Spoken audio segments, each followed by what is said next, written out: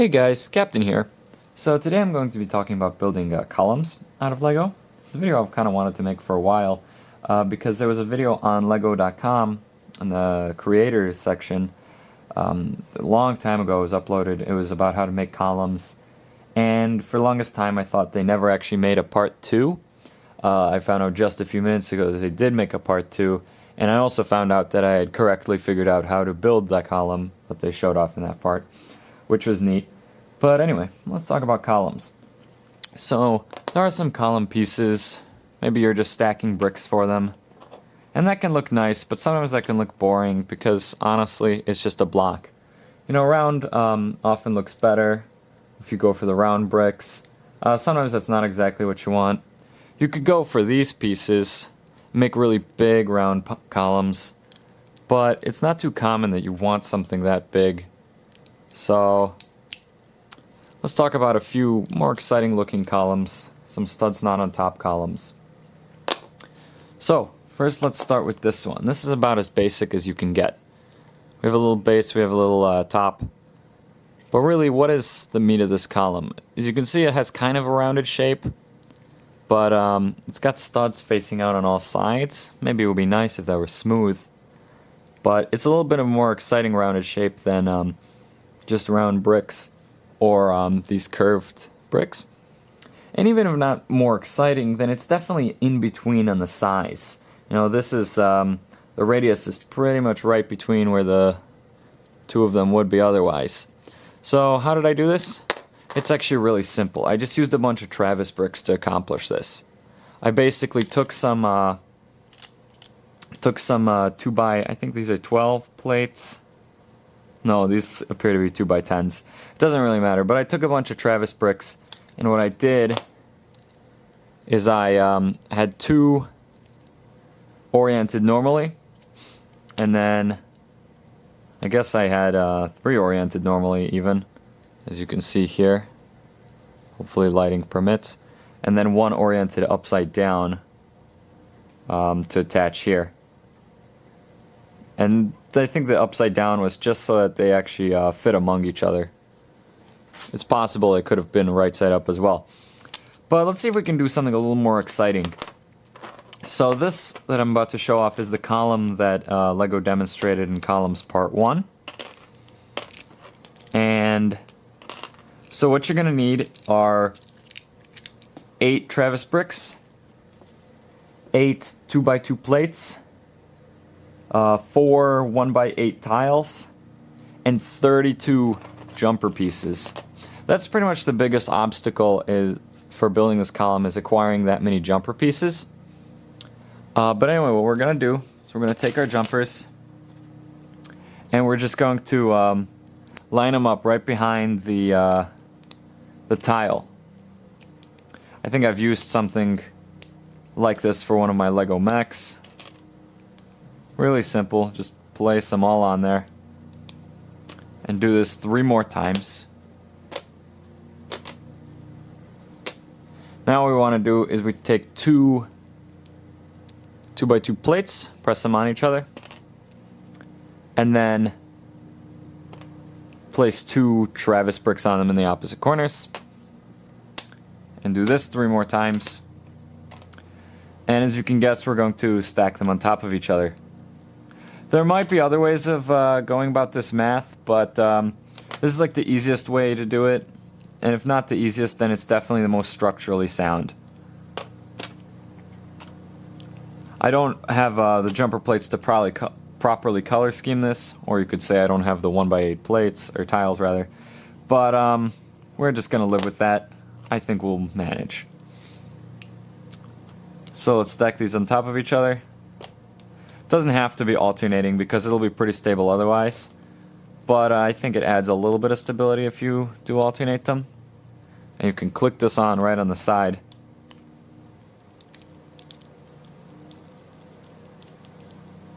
Something must be a little misaligned here. Alright, looks like we're good now. It may have not been as much the fault of the column as my aligning job for the jumper plates on the tile.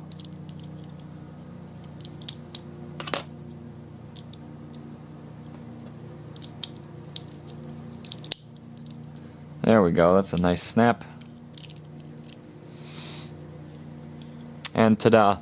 Now this might be a little reminiscent of how we built the, fairly soon I showed off a Lowell sphere at some point.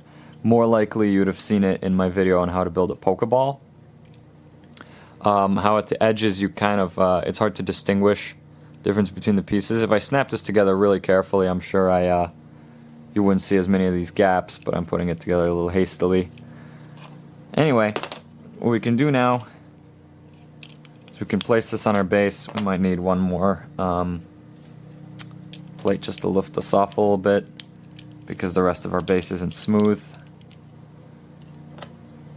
And we can put the top back on. And it's a pretty nice, exciting column. It's a little bigger than the previous one I showed off in terms of radius. But it's definitely really nice looking. If you color scheme this all in, say, light gray, then, you know, it looks really good.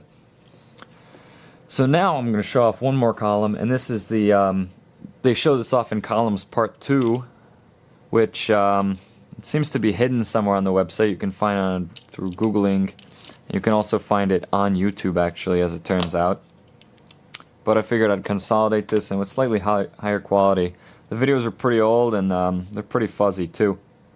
So, in the previous column, what we used is, we used the idea that if, or at least the math behind it was that if we take 2 plates separating our bricks, our Travis bricks, we'll be able to stick a 2x8 plate right onto it. So really an 8-length plate right onto it. So we're going to do that, use that same idea here.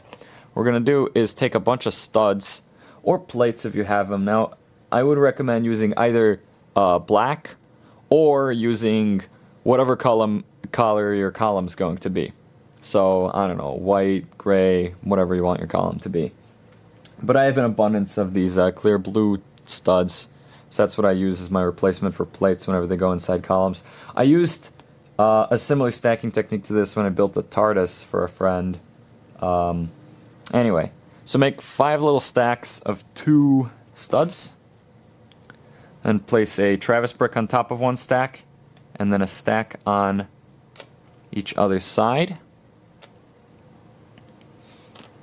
And do that 4 times total. And now you want to stick the other stack, or the others on, and rotate every other one by 45 degrees, so that your odd numbered ones align and your even numbered ones align. So let me try and just make sure the alignment here is good. That should be about right. And then we take 8 1x8 tiles, and we try and stick these on the side. It might take just a little moment if your aligning's not super precise, but it looks like I got it just right on. This is going very easily. So, as you can see, we can sort of see a gap in between there. That's why if this were in black, or, well, I mean, black would blend in best for this, but if I were, say, making a white column, then in white would also blend in very well. You know, something that kind of just blends in with the rest of your column. This clear blue sort of sticks out when you see it on the inside. It looks like I have some kind of weird power reactor. Anyways, though, we can just stick this on. I think we do need one more piece for height. Let me find one more stud.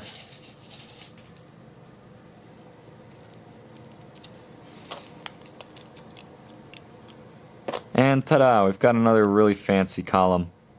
And you can make a top for this that LEGO had in their video, but they didn't show off how to make it. So what you do is you grab one of these 2x2 pieces with the big ring around, and then you take a bunch of claw tiles with this kind of claw and place 1x1 tiles on them. Sorry, not claw tiles, but claw plates. And then you stick these on the ends and you angle them out just a little bit, maybe 45 degrees or so, maybe even a little less. But you stick one of these on every piece of this little webbing outside. So there should be 8 of them. Doing a hasty job right now, but I'll take a moment to align this.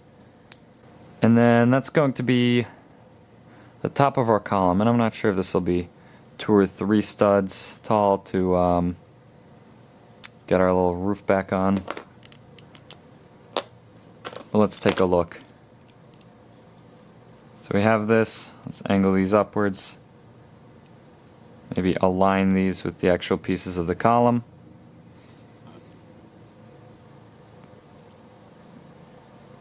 And let's just give 3 a shot. Okay, I misjudged by a little bit. Let's try a 4th. Alright, now we can align these inwards a little more.